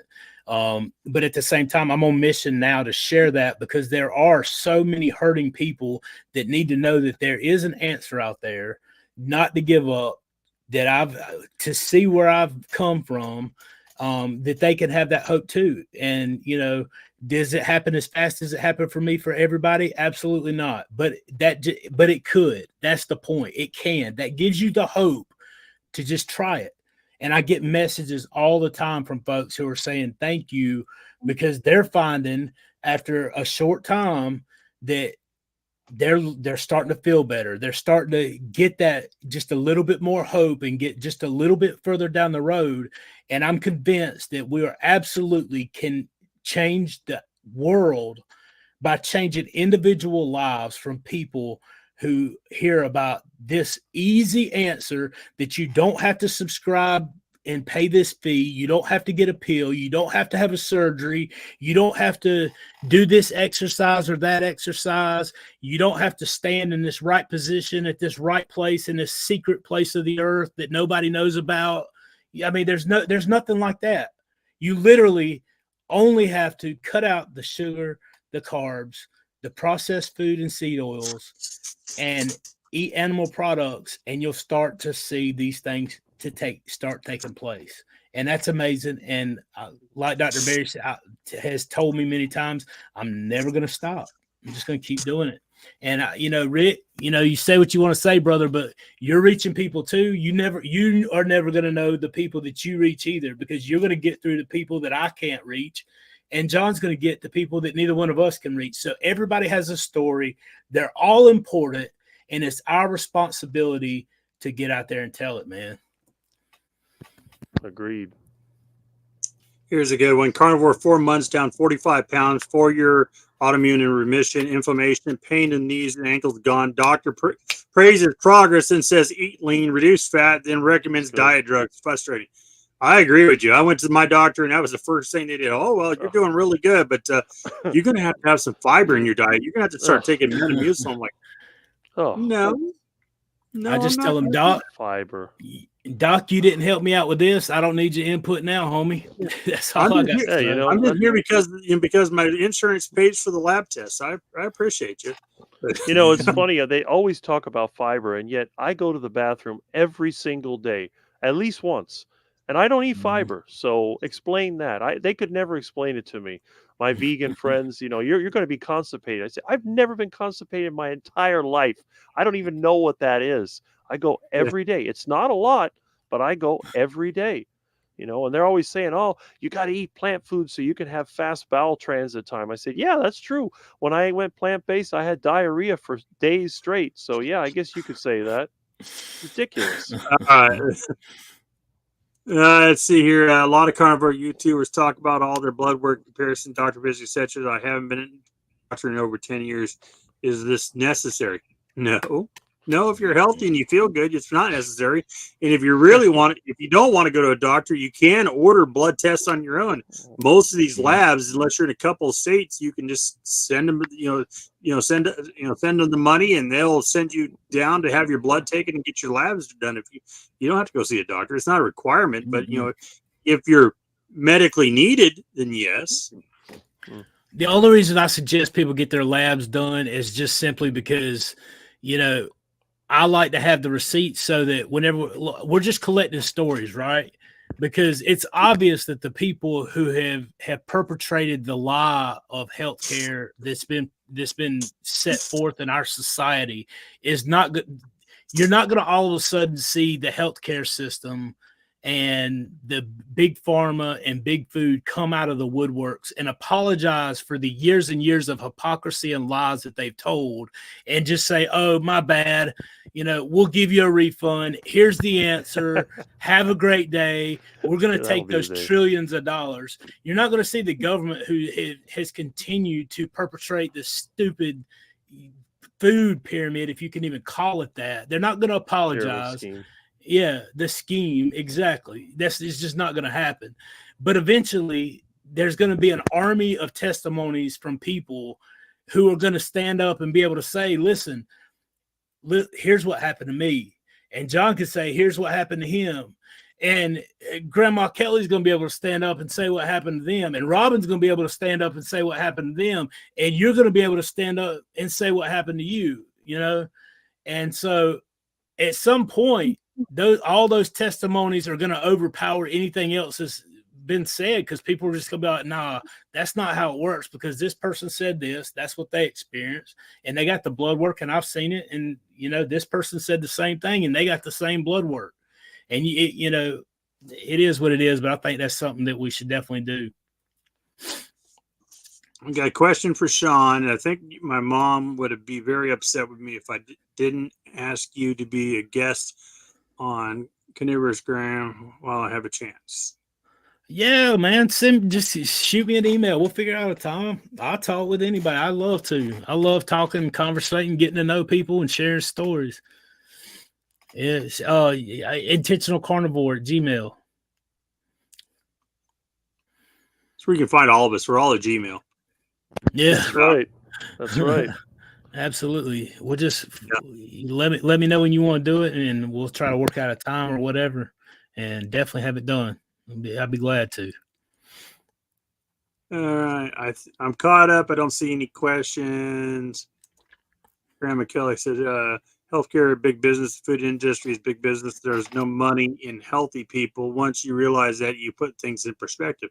Absolutely. Mm-hmm. And then you put in perspective that there's like over 1,000 different chemicals that's put into our food here in America that's banned in most other countries, but yet it's still offered here. You can go get a bag of chips in England, and the ingredients list is going to be half the size of the same bag of chips here in America. So there's no reason to add something to a product if you're making it. From a financial standpoint, adding more chemicals just costs more money. But what they add all that crap to it for is to keep you addicted to it. And so they want you addicted in America, and until somebody tells them no, they're going to keep doing it. Right. Yeah. Plus, it's like you said, they cover up crappy food with a bunch of ingredients. Create the problem, then try to create the solution, and they keep you trapped in that cycle. Yeah. As long as they can, to suck all the money they can out of you until finally you succumb to it, and then they charge you a death tax. Yeah. Absolutely. We'll put a stop to that. Mm-hmm. Maybe not in my lifetime, but eventually it'll happen. It's starting. All right. So my channel is Carnivore Backwoods. You can find me at youtube.com/@Carnivore Backwoods. Intentional Carnivore. You can find him at Intentional Carnivore. You can find Rick at Charger Mopar. Go like our pages, subscribe to our channels. Give us that, because it just helps us get the word out. There ain't none of us here getting rich on YouTube. Ain't gonna happen. But get no money at all. Yeah. Yeah. People think that you're somehow going to be a millionaire on YouTube. That's not how this works. No. But it helps support us, helps us get out there, and we do appreciate you guys. And money doesn't mean anything, really, compared to what does God think of what we're doing? Money is not that important. It's our reputation that we really need to maintain. Forget about the money. Can't serve God and money. That's right. Yeah. You can't serve God and money. And I have something I was going to tell you earlier, and I thought about it, then I got sidetracked off of it. you said talking about carnivore and Jesus. Well, this happened at last week at the meetup. Somebody said this, and I said that's amazing. That's absolutely right. Carnivore's got my body, but Jesus has got my soul. That's it. Amen. Absolutely. I was going to try to make a clip out of that because I was talking with Kelly Hogan on the 24-hour live, her and Dr. Berry during that segment. And she said she said the same thing that I say. I've never heard her say it though until that 24-hour live. She said, there's only two things that changed my life, carnivore and Jesus. And I about come out of my chair. I was like, yes. I mean, to me, that's it, man. That's the only two things I want to talk about. I don't want to talk about arguing. I don't want to talk about fighting. I don't even care to talk about vegans, man, to be quite honest. I want to talk about Jesus and I want to talk about carnivore in that order. All right. If you got any more questions, get them in now. We're going to go for a few more minutes here. Then we're going to call it a night. We appreciate you guys, but we don't want to leave anybody out. So ask your questions now. We'll go to 7:30 here, and we're going to call it. So we got about 20 minutes. So any more questions, throw a big Q in front of it, and we'd love to answer it. And, check out our channels. Check out some of the stuff we got going on. I have some T-shirts up. Sean, you have T-shirts up? I do have T-shirts up. I have one of my I don't even have all my T-shirts, man. I got one that says "Keep pushing forward" and one that says "Motivation follows action." And those are two of the quotes from the walking video that I made, and they're very meaningful to me. And so I've basically have shirts up on the channel. You can go to the store tab on the YouTube channel and order if you're interested in something like that. And they have cups and all kind of little stuff. It's through YouTube. Some of it's pricey, so I don't advertise it a whole lot, but I mean, it's definitely available. I do like your stuff, and I appreciate you sending me one of them shirts, man. That thing's nice. I like it. Yeah, you got that the shirt I got back here, right? Yeah, I like that, brother. Yeah. So the shirts just help me pay for things because everything in here costs money. The editing software, you can't just buy nothing anymore. They want to charge you monthly for everything. So it just helps support us. We appreciate it. I also picked up an affiliation with Carnivore Crisp. So if you're into Carnivore Crisp, they're really good. They taste good. They're all kinds of different dehydrated meats.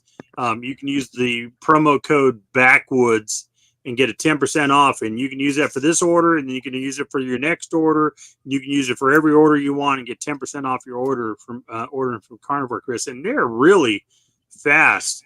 I ordered a bunch of stuff the other day, and they already had it shipped that day, which was really impressive. So, I've never tried the Carnivore Crisp. I got a promotional code from the nose to tail. They have the bison liver. It's the only bison liver. That's the only ones I've ever tried. So you can use Intentional Carnivore for your promotional code to get a discount on at Nose to Tail to get their crisps. I like them. I think they're pretty good. I don't have any to show you or whatever. There was some Carnivore crisps at the meetup last week, and that's where I tasted them, and I found it. I was like, all right, these are actually pretty good. I was hesitant about them at first, but yeah, I like them. So I have a whole bunch of product coming, and I will be showcasing some of that. But if a lot of people already buy it, use Backwoods, get 10% off, and it helps to support my channel a little bit. I appreciate it. I do have a question here. Yeah, I ask questions above without you. Well, then ask the question again, and I will let you, and we'll answer it. It's just hard for us to find them as there's so many comments moving through. Yeah. We have two channels that are streaming here, so we're getting comments from both channels simultaneously, and so it's really easy to miss through the comments and not be able to answer questions. So I do apologize. And don't forget to hit that like button for us. We appreciate it. Definitely. Yes. I'll show my shirt here real quick. I'll scroll back through it, see if I can find that question. Yeah, see if you can find a question in there. So that's my latest T-shirt. I sent one of these to Sean. Yeah, it's He was nice. I reporting like it the that. other day. You know, it says on the bottom, it says, feeding my inner beast one steak at a time. Yeah, it's pretty nice. I do like them.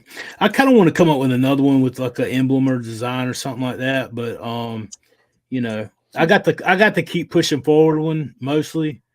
I mean, that stuff, man, that video that I put, it's a short on my channel. Of me in that red shirt or not navy, maroon color shirt walking. That was the first time I'd walked outside in like 3 years. And I was making that video for the challenge in our group. And I never in a million years would have ever imagined that anybody would have seen it outside of the group, you know, until September. I went and put it on my YouTube channel, which I didn't have at the time. There was like one person sub to me, and I put it on there because I was getting rid of my cell phone. And I didn't want to lose that video because the transformation in my life had already started taking place. And I'd already lost 100 and something pounds by September. And I didn't want to lose that video because I didn't have many pictures from the time period when I was losing weight or when I started or getting healthy. But that was one of them, and it was the first day. And so I uploaded on the YouTube channel, and it's been there ever since. But it definitely means a lot now. It definitely motivates me to see how far in the journey I've come, man. And it continues me to push forward and remember, you know, where I started and some of the things that I've been delivered from. So I didn't see that question. I went all the way back up to It was just a few up. I didn't realize it either. I apologize. Oh. It was just a couple up there. So it says I've been carnivore since July 12th. Started at 601 pounds, now down to 545. Been walking, but left knee pain persists. Doctor says nothing wrong after testing other than weight. Any ideas on how to help the knee? Ooh, that's a good question. You know, do non-weight bearing exercises. Yeah. I mean, quite honestly, eat your fat, eat your protein. Instead of trying to, you know, I'm not saying don't walk. If you want to continue walking, that's your choice and your business. But like, I didn't, you know, I would say that be extremely careful, because the last thing you want to do is, you know, injure yourself further. I would say like do some non-weight bearing exercises, some chair exercises or whatever, just until you can get a little bit more, until you get to a point where you're not going to injure yourself anymore. That's what I mean, I couldn't even walk. Man, I couldn't take a shower without sitting on the side of the tub, bro. Like, so I understand it's frustrating, it's aggravating, because you are wanting to change your life. You're obviously putting in work and you're doing an amazing job. Congratulations on how far you come already since July the 12th. That's amazing. But the last thing you want to do is hurt yourself more. So, you know, I'd definitely take a look at that. Don't overdo it. If you do walk, stretch, short distances, stuff like that. I mean, those are just main things. So what do you think about a compression wrap on it? Yeah, soak it. I would soak it for sure. Soak it and maybe a compression wrap. But at the end of the day, you don't want to injure it further either. No. I don't know if he's. Go ahead. I have my left knee. I've had issues with it for years, and it doesn't hurt it hardly at all now unless I'm walking up steps. But you know, compression on it holds everything together and keeps things from moving, and a lot of times that stops the pain. So, you know, a compression wrap or a knee brace that, you know, that's, you know, going to give compression to the whole area and hold it tight may help you. But I mean, you know, I used to be 345 pounds. I'm down 73 pounds. You know, Sean here, he's lost 259 was that? You know, 200. We've all been, you know, obese. So when I say this, I mean it with love. The ultimate thing is just going to be weight loss. It's going to help you. And I know that's not what you want to hear, but ultimately the weight is just causing you issues. It causes me so many issues.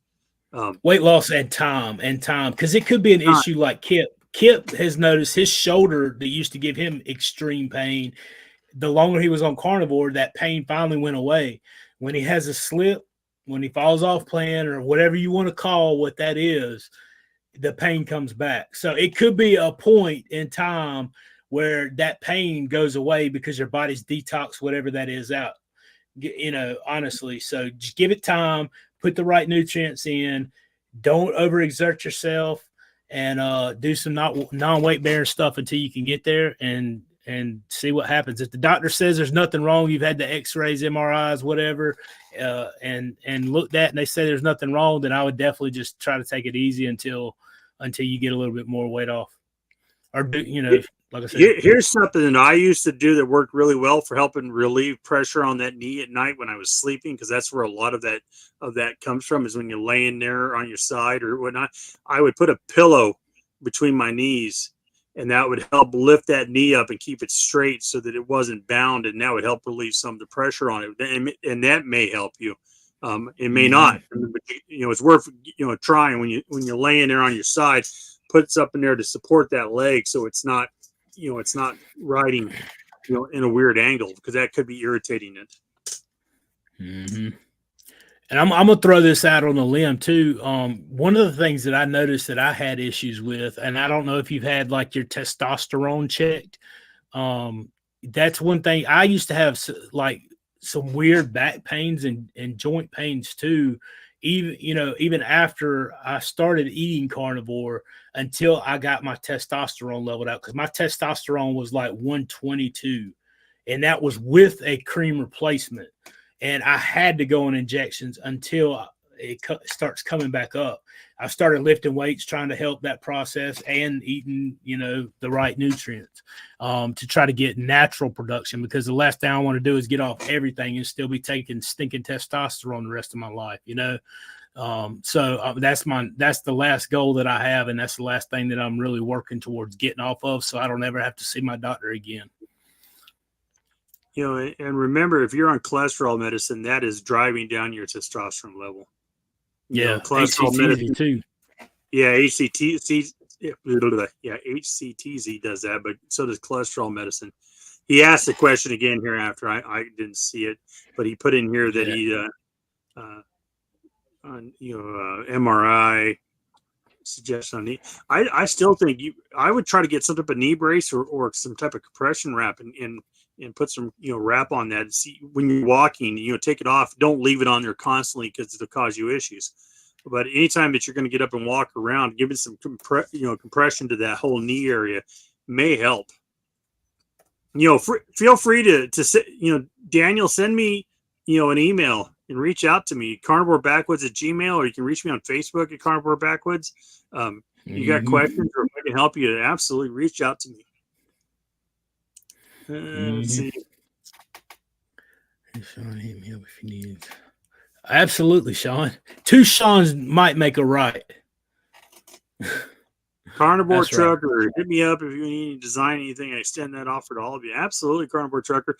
Actually, Carnivore Trucker, since I got you on here, reach out to me, because I'd love to have you on my Sunday live, or just have a one-on-one interview with you. So shoot me an email at carnivorebackwoods@gmail.com. Yeah, good stuff. I appreciate that, Sean.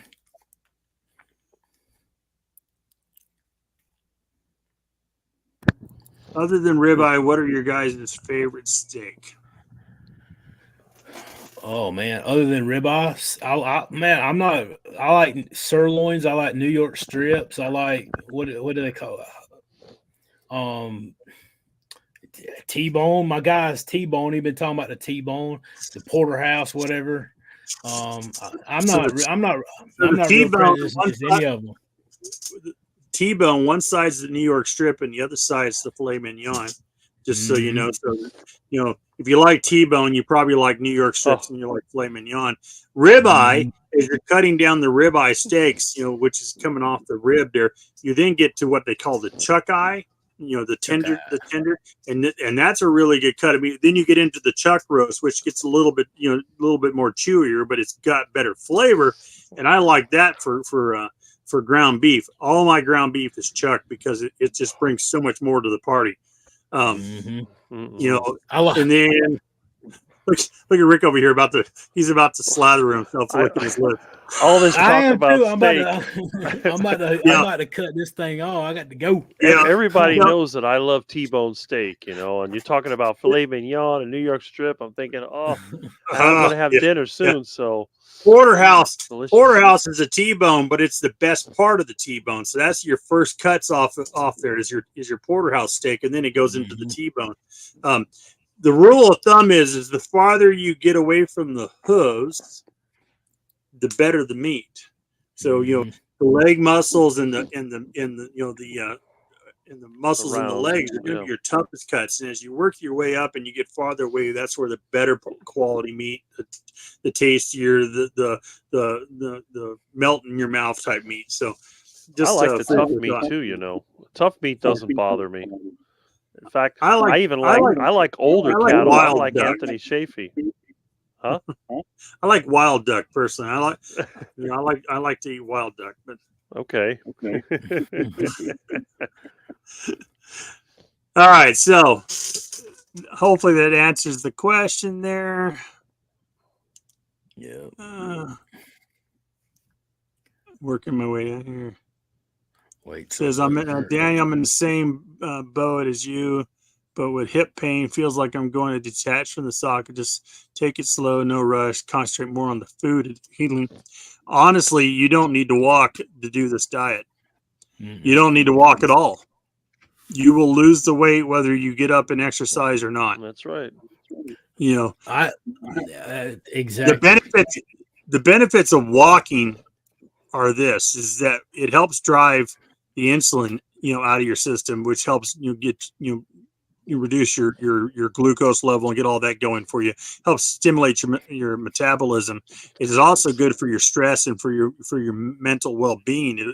Just getting out and walking will help with that, but it's not required for you to lose weight on this diet. So, take it easy. I mean, if you do have to do some walking, like I said, I would probably be looking at some type of compression wrap for that knee, and it'd probably give you the support you need.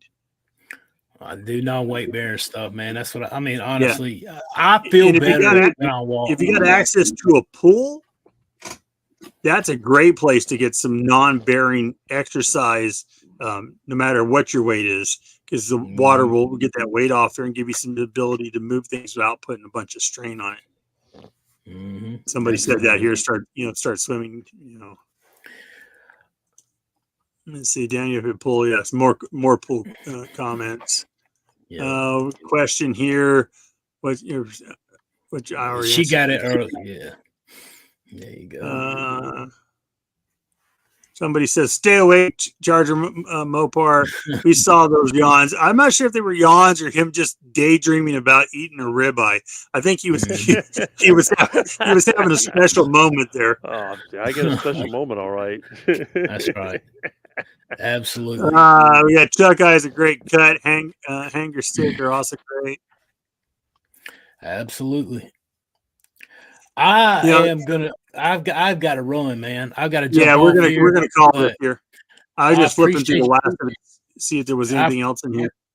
I appreciate you having me on and chatting, Rick. It's good to see you, friend. I hope you do as well, always, man. Yeah, and we'll chat again. All right, you're always the best, bud. I appreciate you every time we get together and talk. Absolutely, brother. Anytime. We'll do it some more. So you have a good night, sir, and we'll catch you on the next one. Absolutely. You guys do the same. And like I said, it was awesome to hang out tonight and chat, and we'll do it again soon. Y'all take care. Absolutely. All right. Take care, everybody. Good seeing y'all. All right. Have a good night, Sean. All right. T-bone porterhouse issues. The porterhouse has the best of the tenderloin, while the T-bone has the best of the strip. I would agree with that. I'm looking for questions, guys. If you've got any more questions, throw it in here quickly, because we're only going to go a few more minutes, and I'm going to call it here and get my dinner ready for the night. I got some steaks in the refrigerator that need to get cooked, and the wife should be getting home from being a nurse here pretty quickly. So, all right, I don't see any more questions in there. All right, guys. You guys are a blessing. We've gone almost 2 hours here. I appreciate it. I think we've reached up to 100 people in here at one point in time. That's great. You know, if you have questions, feel free to reach out to us, comment in the comments below, you know, comment on my Facebook page, or you can send me emails. You know, I love hearing people's stories. I love helping people out. So if there's anything I can do to help you, you know, just reach out to us. That's it. You know, if you like a good comfortable t-shirt, you know, check out my Etsy store. There's a link on all my videos and in my page. And you know, we'll catch you on the next one. And until next time, stay wild.